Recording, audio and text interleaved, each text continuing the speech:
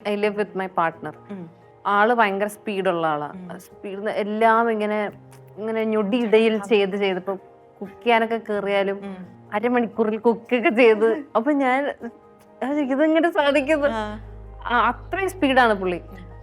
പക്ഷെ എനിക്ക് എല്ലാം ഞാൻ ആദ്യം ഒന്ന് ആലോചിക്കണം, ഞാൻ ചെയ്യാൻ ഓക്കെ ചെയ്യാം, പിന്നെ ഞാൻ അതിനെപ്പറ്റി മാനസികമായിട്ട് ഞാൻ തയ്യാറാവണം. അതിന് ഭയങ്കര സമയം എടുക്കും.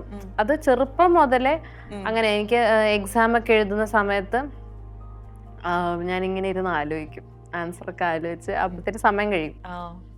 എപ്പോഴും എനിക്ക് ഒരു എഴുതി തീർക്കാൻ, എനിക്ക് എക്സാം എഴുതി തീർക്കാന്ന് പറയുന്നത് ഭയങ്കര പാടുള്ള കാര്യമായിരുന്നു.